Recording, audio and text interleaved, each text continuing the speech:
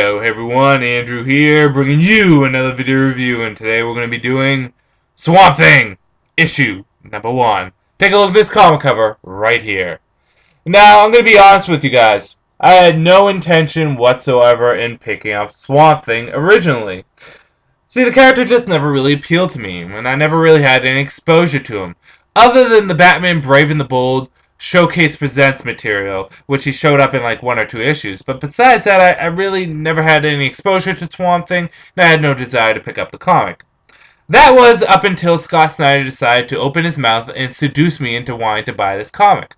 Scott Snyder, at Comic-Con and all the interviews since, really showed me all the stuff he wanted to do with this character, all the elements he wanted to add into the story, and really all the far-out things that he wanted to attempt. In addition to that, what really makes Scott Snyder want me to pick up this comic, other than the stuff that he has kind of alluded to us, is that, well, he loves Swamp Thing. It's one of his favorite characters. I think he stated Swamp Thing and Batman are his favorite characters. And writers who love characters tend to write characters better because they invest more of themselves into it. It's not like a writer just going onto a comic and wanting the comic to sell so he can make money. It's because the person actually has a genuine investment in the character. They want to see the comic and the character succeed. So, the question is this. In all of his seduction that he has done, did Scott Snyder do a good job at Swamp Thing? Did issue number 1 really pull me in and want me to pick up issue number 2? Or did it just fizzle out and the hype did not live up to the hype?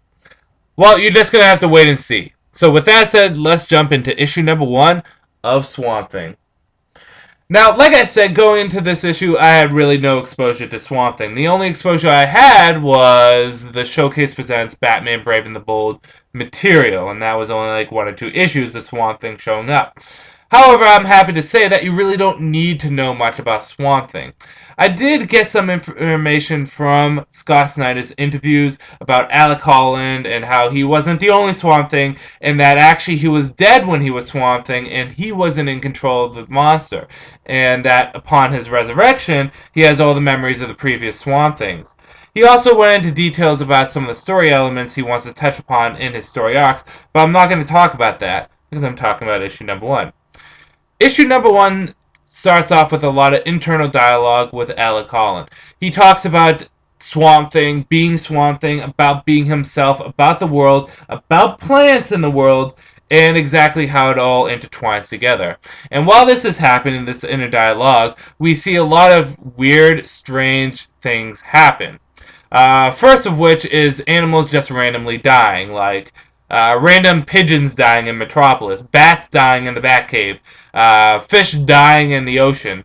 In addition to that, a bunch of skeletal remains of what looks like to be a mastodon, although I could be wrong, or woolly mammoth, or whatever you want to call it, has gone missing and has turned into this big monstrous creature with all these different dead animals and this pestilence and these bugs just flying around and start attacking people. And it does it in such a weird way. Like, it sends a bug into their ear and then the head slowly turns around and snaps. Well, while this is going on, the inner dialogue is happening with Alec Holland. And it really gives us a good sense of this character. And he is actually kind of just working on stuff. He's not doing his work as a botanist or as a scientist. He's just working on buildings. And Superman shows up. Superman conveys to him his concerns about what's happening and really wants to motivate Alec into doing stuff as Swamp Thing. But Alec says, hey, there's a reason why I'm lost. And it's because I don't want to be found. I don't want to be part of this. I don't want to be entering into this stuff. You guys are superheroes, not me. I need to find myself. But as much as he tries to run away from being Swamp Thing, he can't. And although he doesn't technically become Swamp Thing in this, Swamp Thing does make an appearance. Not in a dream or anything. Swamp Thing literally makes an appearance. So, what exactly is going to happen? Will Alec accept his destiny and pick up the mantle of Swamp Thing? Once again, only this time in control of the beast? Or will he continue to run from his duty, from his responsibilities? Well, you're just gonna have to wait and see. So let's get into the good, the bad, and whether or not you should get it. Good. Boy, do we get a sense for this character. It's hard not leaving this issue and not understanding who Alec Holland is. We get a feel of where he is in life, where he was in life, his likes, his dislikes, how he feels towards things, his understanding of the world. You get a ton of character development with him, and you don't need to know anything about the character beforehand.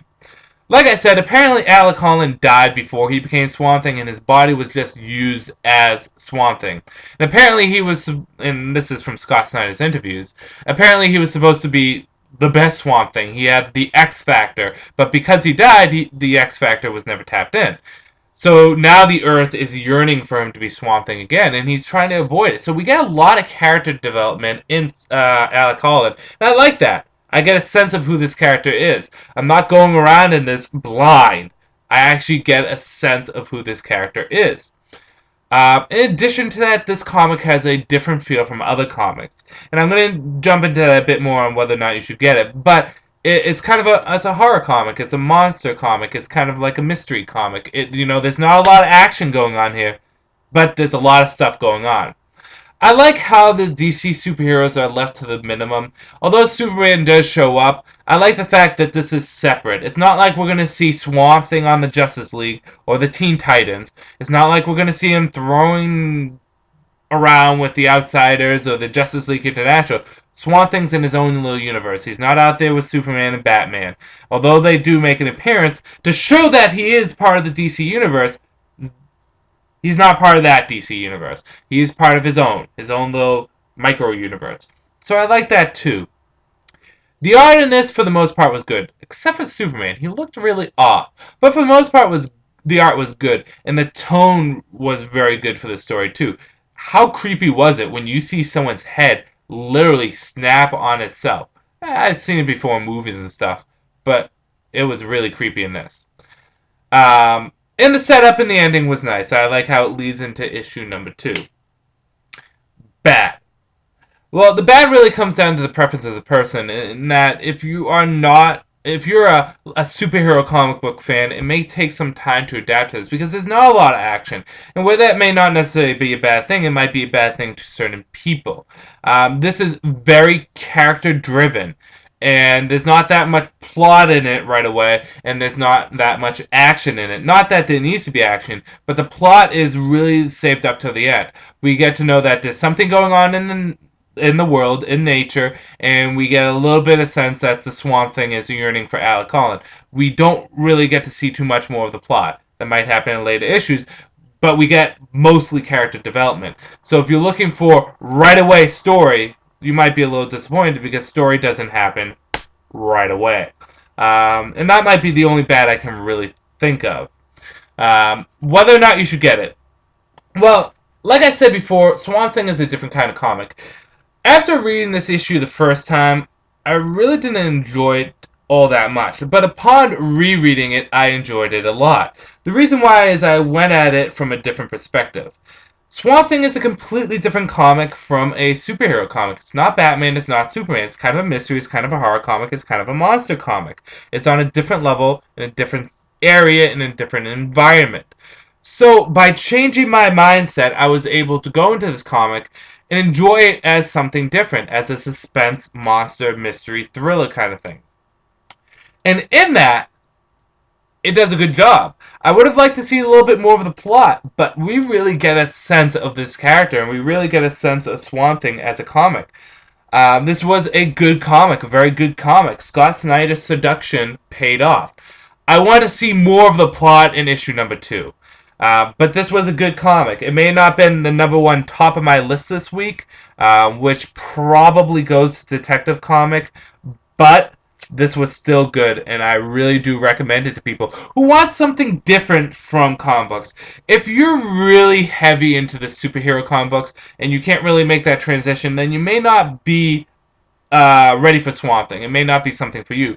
But if you really want to try something different, if you want that suspense, that horror, that mystery, Swamp Thing might deliver it to you. It was a good comic, and it's a different kind of comic, and that's the one thing to get into your head. It's a different kind of comic.